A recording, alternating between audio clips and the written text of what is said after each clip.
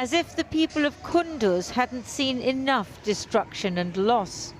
They salvage what they can from the smouldering market.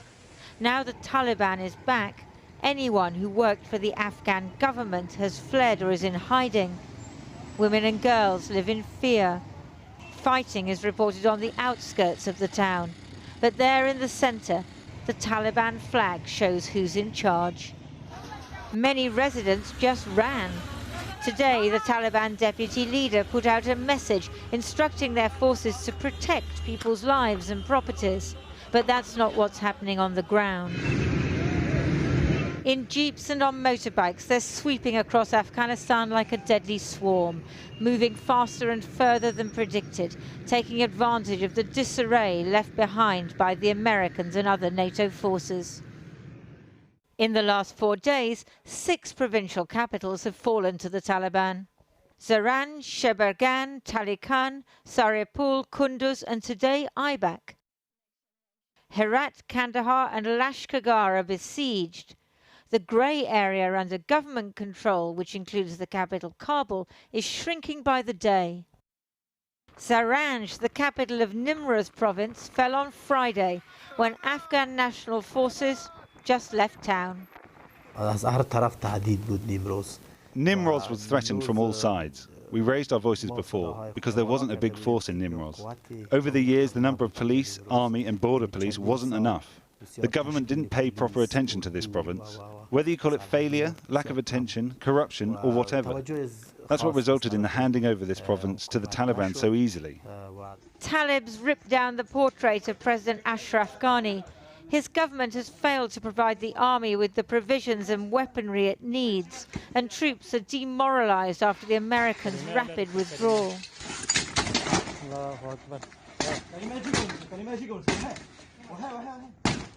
You speak of a special forces commander in the province of Laghman that I spoke to.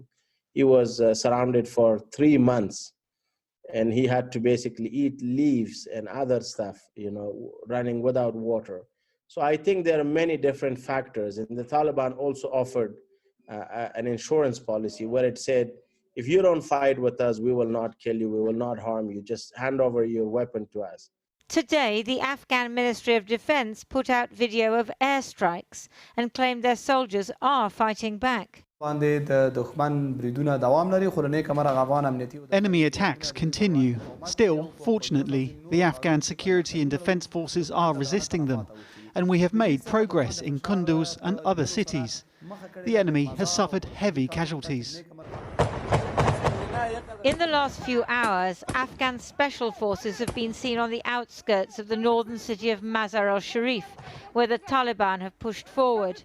The Talibs clearly have a strategy. They took rural areas, then border posts, and are now moving on provincial capitals. Some residents of Kunduz are camping in a park in Kabul. 300,000 Afghans have fled their homes so far this year. But what if the Taliban take Kabul? What if civil war spreads further? Many thousands will flee to neighbouring countries, and Afghanistan will go back to the dark ages of cruelty, terror and despair. Well, we're joined now by the former diplomat Annie Pforzheimer. She was the US Deputy Chief of Mission in Afghanistan between 2017 and 2018, and by Javad Ludin, who served as Chief of Staff to the Afghan President Hamid Karzai and also as the country's Deputy Foreign Minister. Welcome to you both. Mr. Ludin, first of all, do you think the Afghan government can win this war against the Taliban? Yes, potentially it can, but under the circumstances, it's an extremely disadvantageous situation. The Taliban have the momentum, and the way that the withdrawal of the US and NATO forces has taken place, and also the way that the transition has not really been managed well, has put the Afghan government side in an extremely weak situation. So I think I'm extremely worried for the situation for the time being.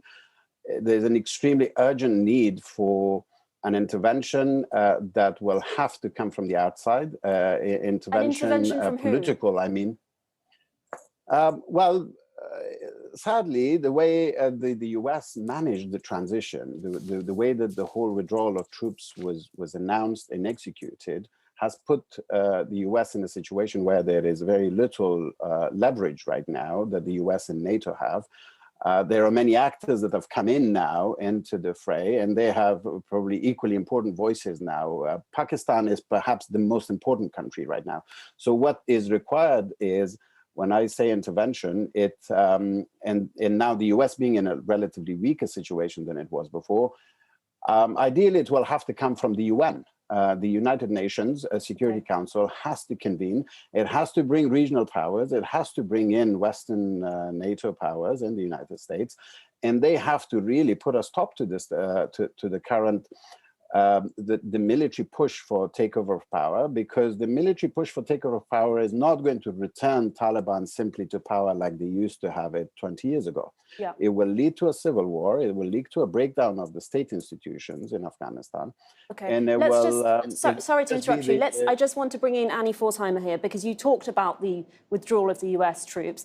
Annie Forsheimer, the US launches an invasion, stays in Afghanistan for decades, and then withdraws abruptly. Do you think that was responsible behavior? I think that the way that this withdrawal was announced and the fact that all conditions were lifted from the US troop presence, the giving of a deadline, and honestly, the lack of planning that was manifest in the contradictory statements about how we were going to support our Afghan allies, all of it was very poorly managed. It was a strategic error, in my view, and it has led to this demoralizing effect on Afghan forces at the moment that they badly need to be able to push back on the Taliban, because the Taliban do not speak for Afghanistan, but they are willing to commit acts of terror in order to take as much territory as possible and to try to negotiate their way into power. So we could see a future where the Taliban becomes the strongest force in Afghanistan. How do you think the US will react to that? Well, at this moment, I can't see the US reacting adequately. I think that the United States should be making statements about our interest in sanctioning the Taliban for what they are doing, engaging the United Nations in a mediation role, or as a fact-finding body that can determine who is committing atrocities. The US could make a statement that it plans to continue its air support for the Afghan security forces. There are many ways that the United States government could be managing its support for the Afghan Republic and all of our allies and the vulnerable populations that believed in the project that we said we were conducting together of democracy and human rights. Javad Ludin, US troops couldn't have stayed in the country forever. There is a responsibility on the part of the Afghan government, and it seems that we're seeing a lack of leadership. I mean, why isn't the president on the front line? Why are the troops so demoralized? Well, I don't think that staying for the U.S. troops in a combat position was anybody's position. I mean, we in Afghanistan for many years, in fact, we've been calling for a transition to take place. But I think it's really the manner in which this transition was announced. Right up to the last minute, they were involved in all sorts of combat operations, and then suddenly just pulling the carpet from under their feet, the feet of the Afghan Republic, was what was shocking. The Afghan government, obviously, I mean, we take responsibility for what is there as Afghans, but what I'm basically saying is right now, the way that the United States handled the peace process over the last 2 to 3 years, were basically giving the Taliban the legitimacy, the political wherewithal, regional acceptance. All those things have combined, giving Taliban the kind of emboldened position right now that they're using to actually overrun provinces. This would not have been thinkable until a couple of years ago. Okay, let's just quickly go to Annie Forsheimer. There's no incentive for the Taliban to negotiate. They're winning. I think that is how they feel, and I think that's a very fair statement right now. I also believe, as does Jawed, that there are ways for the Afghan forces and people to fight back. But what they need is the international community to do its part. And And as he said, we gave them too much legitimacy. We took them at face value that they were interested in negotiating. They're not. Thank you. Okay, we're going to have to leave it there, I'm afraid. I'm sorry to interrupt you. We're running out of time. Annie Forsheimer, Javad Ludin, thank you both very much for joining us.